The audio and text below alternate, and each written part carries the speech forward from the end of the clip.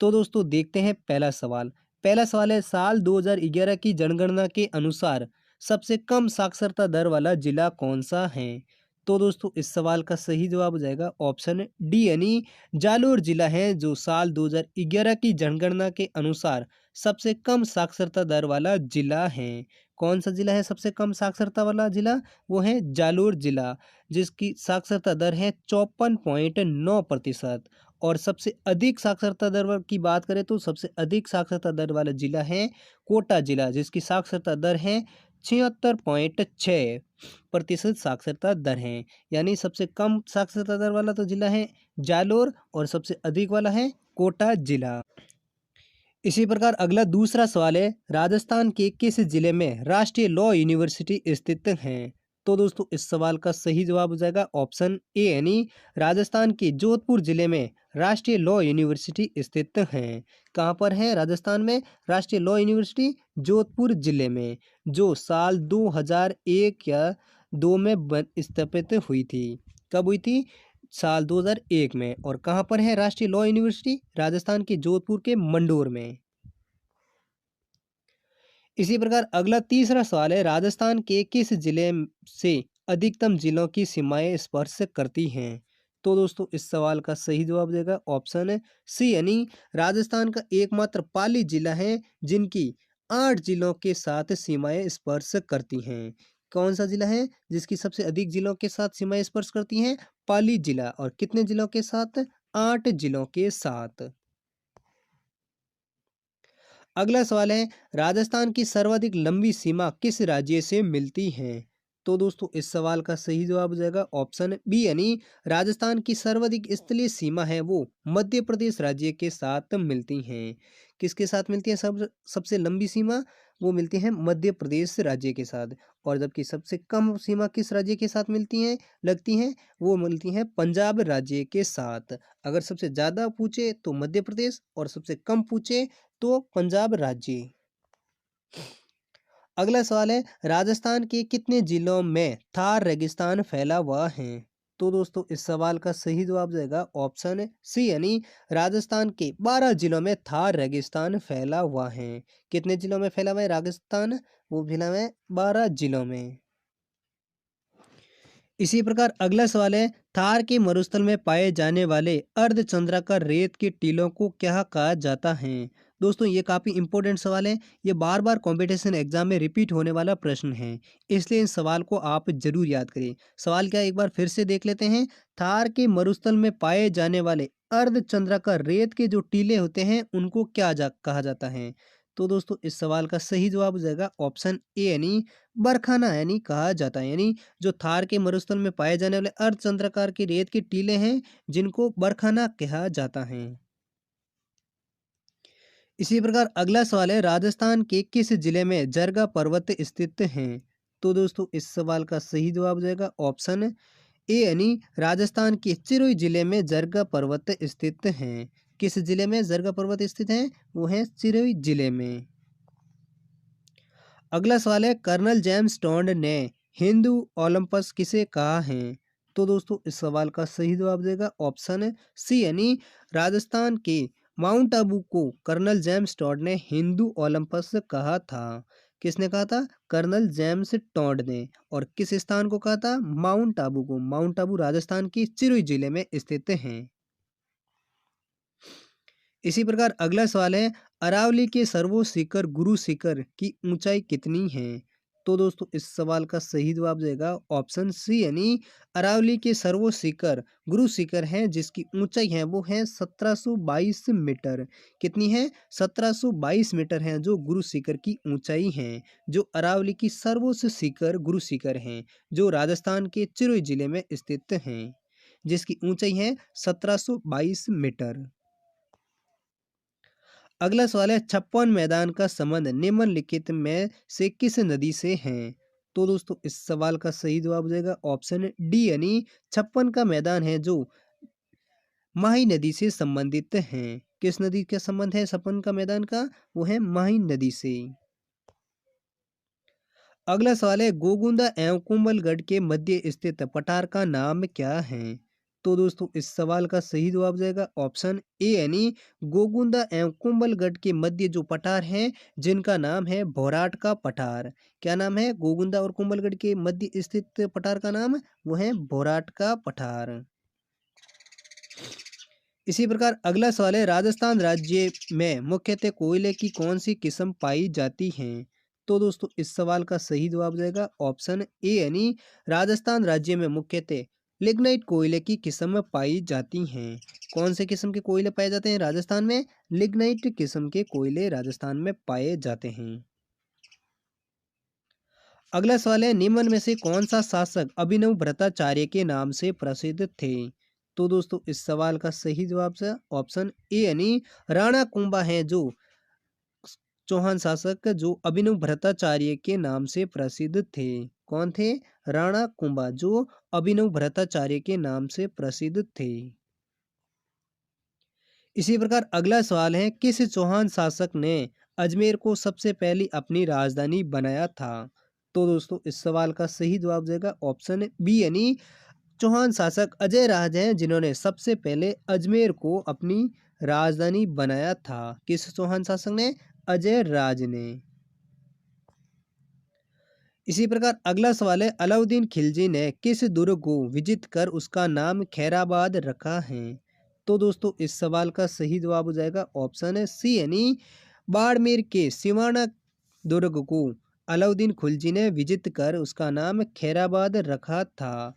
कौन से दुर्ग को? सिवाना दुर्ग को जो राजस्थान के बाड़मेर जिले में स्थित हैं, जिसको अलाउद्दीन खिलजी ने विजित कर उसका नया नाम रखा था खैराबाद दुर्ग। इसी प्रकार अगला सवाल है राजस्थान में 1857 की क्रांति का पहला विद्रोह कहाँ हुआ था? तो दोस्तों इस सवाल का सही जवाब देगा ऑप्शन सी यानी राजस्थान में 1857 की क्रांति का पहला विद्रोह है वो नसीराबाद में हुआ था। कहाँ पर हुआ था पहला विद्रोह 1857 की क्रांति का राजस्थान में? वो हुआ था नसीराबाद में। इसी प्रकार अगला सवाल है राजस्थान दिवस कब मनाया जाता है? तो दोस्तों इस सवाल का सही जवाब जाएगा ऑप्शन ए यानी हर साल 30 मार्च को राजस्थान दिवस मनाया जाता है। कब मनाया जाता है राजस्थान दिवस? 30 मार्च को, क्योंकि 30 मार्च 1949 में जोधपुर, जयपुर, जैसलमेर और बीकानेर रियासतों का विलय होकर वृत्त राजस्थान संघ का गठन हुआ था। कब हुआ था? 30 मार्च 1949 को वृत्त राजस्थान का गठन हुआ था, इसलिए हर साल राजस्थान दिवस 30 मार्च को मनाया जाता है। इसी प्रकार अगला सवाल है, अगला सवाल भी काफी इंपॉर्टेंट सवाल है और दोस्तों ये सभी सवाल हैं जो काफी इंपॉर्टेंट सवाल है क्योंकि ये बार बार कंपटीशन एग्जाम में रिपीट होने वाले सभी प्रश्न हैं, इसलिए इन सभी सवालों को आप जरूर याद करें और इस वीडियो को भी लाइक जरूर करें और चैनल पर नए हैं तो चैनल को भी जरूर सब्सक्राइब कर लीजिए क्योंकि दोस्तों आपको हर रोजाना हर दिन 25 राजस्थान जीके के वीडियो आपको इस चैनल पर मिलते रहेंगे, इसलिए आप राजस्थान जीके में अपनी पकड़ मजबूत करना चाहते हैं तो इस चैनल को जरूर सब्सक्राइब कर लीजिए। तो दोस्तों अगला सवाल है राजस्थान का एकीकरण कितने चरणों में पूरा हुआ था? तो दोस्तों इस सवाल का सही जवाब हो जाएगा ऑप्शन ए यानी राजस्थान का एकीकरण है वो 7 चरणों में पूरा हुआ था। कितने चरणों में हुआ था राजस्थान का एकीकरण पूरा? 7 चरणों में। और अंतिम चरण है वो 1 नवंबर 1956 को खत्म हुआ था। कब हुआ था? 1 नवंबर 1956 को। अगला सवाल है मत्स्य संघ का राजस्थान में विलय कब किया गया था? तो दोस्तों इस सवाल का सही जवाब हो जाएगा ऑप्शन डी यानी मत्स्य संघ का विलय है वो राजस्थान में 1949 ईस्वी में किया गया था। कब किया गया था? 1949 ईस्वी में मत्स्य संघ का राजस्थान में विलय किया गया था। अगला सवाल है विश्व का एकमात्र वृक्ष मेला कहाँ लगता है? तो दोस्तों इस सवाल का सही जवाब जाएगा ऑप्शन ए यानी राजस्थान के जोधपुर जिले के खेजड़ली गांव में विश्व का एकमात्र वृक्ष मेला लगता है। कहाँ पर लगता है? जोधपुर के खेजड़ली गांव में, जो अमृता देवी के बलिदान में हर साल भाद्रपद शुक्ला दशमी को वृक्ष मेला भरा जाता है, जो विश्व का एकमात्र वृक्ष मेला कहा जाता है। अगला सवाल है राजस्थान के किस मेले को आदिवासियों का कुंभ मेला कहा जाता है?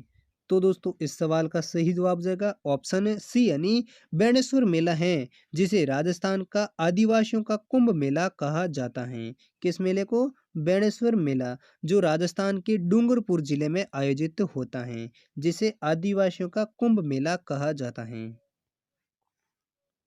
अगला सवाल है, राजस्थान के किस किले में विजय स्तंभ स्थित हैं? तो दोस्तों इस सवाल का सही जवाब हो जाएगा ऑप्शन सी यानी राजस्थान के चित्तौड़गढ़ के किले में विजय स्तंभ स्थित हैं। किस किले में स्थित हैं विजय स्तंभ? वो है चित्तौड़गढ़ के किले में, जिसका निर्माण है वो मेवाड़ नरेश राणा कुंभा ने करवाया था। विजय स्तंभ का निर्माण किसने करवाया था? राणा कुंभा ने, जो कहाँ पर बना हुआ है? चित्तौड़गढ़ के किले में। अगला सवाल है, मेवाती बोली राजस्थान के किन क्षेत्रों में बोली जाती है? तो दोस्तों इस सवाल का सही जवाब हो जाएगा ऑप्शन बी यानी भरतपुर तथा अलवर जिले में मेवाती बोली राजस्थान में बोली जाती है। किन जिलों में? भरतपुर और अलवर जिले में। और कौन सी बोली? मेवाती बोली। इसी प्रकार अगला सवाल है, अगला सवाल भी काफी इंपॉर्टेंट सवाल है दोस्तों, इस सवाल को भी आप जरूर याद कर लीजिए। सवाल क्या है? राजस्थान में कर्क रेखा की कुल लंबाई कितनी है? तो दोस्तों ये सवाल काफी इंपॉर्टेंट सवाल है, इसलिए आप इन जरूर सवाल को याद रखें। तो राजस्थान में कर्क रेखा की कुल लंबाई कितनी है? वो है 26 किलोमीटर। यानी इस सवाल का ऑप्शन सही कौन सा हो जाएगा? ऑप्शन ए हो जाएगा। यानी कर्क रेखा की लंबाई है वो राजस्थान में 26 किलोमीटर है। और कर्क रेखा राजस्थान की दो जिलों से गुजरती है। कौन कौन सा? डूंगरपुर में और बांसवाड़ा जिलों से। कौन से जिलों से गुजरती है राजस्थान के कर्क रेखा? डूंगरपुर और बांसवाड़ा में। और कर्क रेखा की राजस्थान में कुल लंबाई कितनी है? वो है 26 किलोमीटर। इसी प्रकार अगला सवाल है, राजस्थान का थार मरुस्थल का विस्तार किन राज्यों तक है? तो दोस्तों इस सवाल का सही जवाब हो जाएगा ऑप्शन डी यानी राजस्थान, पंजाब, गुजरात तथा हरियाणा राज्य तक राजस्थान का थार मरुस्थल का विस्तार फैला हुआ है। किन राज्यों तक? पंजाब, गुजरात, हरियाणा और राजस्थान राज्य। अगला सवाल है, निम्नलिखित में से किस नदी को वन की आशा के नाम से जाना जाता है? तो दोस्तों इस सवाल का सही जवाब हो जाएगा ऑप्शन है सी यानी बनास नदी है, जिसे राजस्थान में वन की आशा के नदी के नाम से जाना जाता है। किस नदी को? बनास नदी को, जिसे वन की आशा के नाम से जाना जाता है। इसी प्रकार अगला सवाल है, 9 मंजिला बावड़ी कहाँ पर है तथा उसका निर्माता कौन था? तो दोस्तों इस सवाल का सही जवाब हो जाएगा ऑप्शन बी यानी अलवर के नीमराणा में 9 मंजिला बावड़ी स्थित है। और इसका निर्माण है वो राजा टोडरमल ने करवाया था। किसने करवाया था? राजा टोडरमल ने। और ये कहाँ पर है? नीमराणा अलवर जिले में। इसी प्रकार अगला सवाल है, मंगला, भाग्य और ऐश्वर्या क्या हैं? तो दोस्तों इस सवाल का सही जवाब हो जाएगा ऑप्शन बी यानी बाड़मेर के तेल क्षेत्र हैं जिनका नाम है मंगला, भाग्य और ऐश्वर्या। क्या नाम है? बाड़मेर के तेल क्षेत्रों के कुएं के नाम क्या है? मंगला, भाग्य और ऐश्वर्या। ये तीनों ही बाड़मेर के तेल क्षेत्रों के नाम हैं। अगला सवाल है, राजस्थान के दक्षिण में होकर निकलने वाली रेखा कौन सी है? तो दोस्तों इस सवाल का सही जवाब हो जाएगा ऑप्शन है सी यानी राजस्थान की दक्षिण में होकर निकलने वाली रेखा है वो कर्क रेखा है। कौन सी रेखा है राजस्थान के दक्षिण से होकर निकलने वाली रेखा? कर्क रेखा। इसी प्रकार अगला सवाल है, राजस्थान एकीकरण कार्य का श्रेय किस व्यक्ति को जाता है? तो दोस्तों इस सवाल का सही जवाब हो जाएगा ऑप्शन बी यानी सरदार वल्लभ भाई पटेल हैं, जिनको राजस्थान एकीकरण कार्य का श्रेय जाता है। किस व्यक्ति को जाता है राजस्थान एकीकरण का श्रेय? वो जाता है सरदार वल्लभ भाई पटेल को, जिन्होंने राजस्थान का 7 चरणों में एकीकरण किया था, जो 18 मार्च 1948 से शुरू हुआ था और 1 नवंबर 1956 को राजस्थान का एकीकरण खत्म हुआ था। इसी प्रकार अगला सवाल है, राजस्थान के किस दुर्ग में सूफी संत हमीदुद्दीन की दरगाह स्थित हैं? तो दोस्तों इस सवाल का सही जवाब देगा ऑप्शन बी यानी गागरोन के किले में। राजस्थान के गागरोन के किले में सूफी संत हमीदुद्दीन की दरगाह स्थित हैं। किस किले में? गागरोन के किले में। और गागरोन का किला कहाँ पर है? वो राजस्थान के झालावाड़ जिले में बना हुआ है। कहाँ पर बना हुआ है? झालावाड़ जिले में गागरोन का किला बना है, जहाँ पर सूफी संत हमीदुद्दीन की दरगाह स्थित हैं। इसी प्रकार अगला सवाल है, सिवाना दुर्ग किस जिले में स्थित हैं?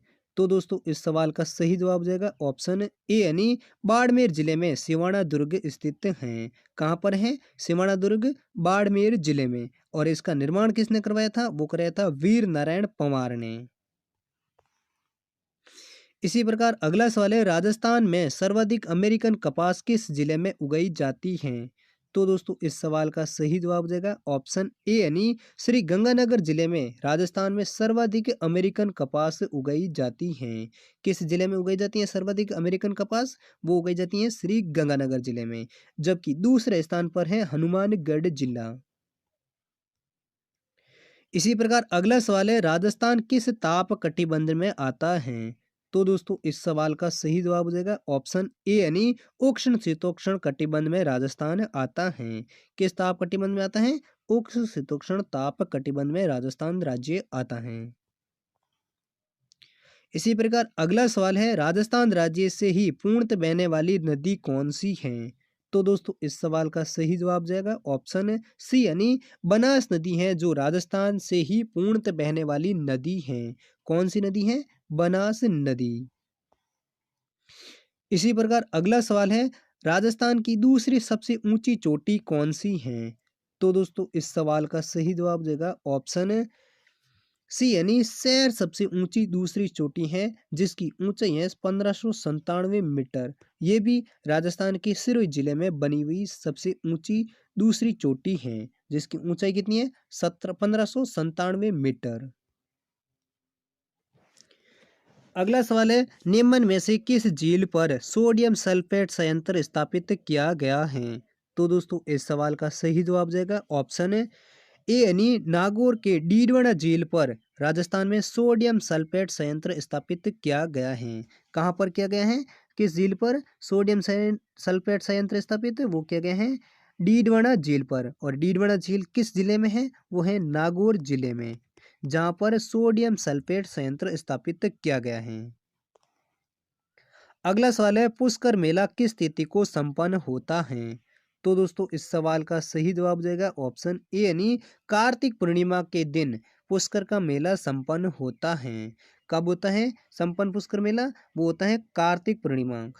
पुष्कर मेला राजस्थान के किस जिले में भरता है? वो राजस्थान के अजमेर जिले में भरता है। अगला सवाल है, बागड़ी बोली किस जिले में बोली जाती है? तो दोस्तों इस सवाल का सही जवाब हो जाएगा ऑप्शन डी यानी डूंगरपुर जिले में बागड़ी बोली राजस्थान में सबसे अधिक बोली जाती है।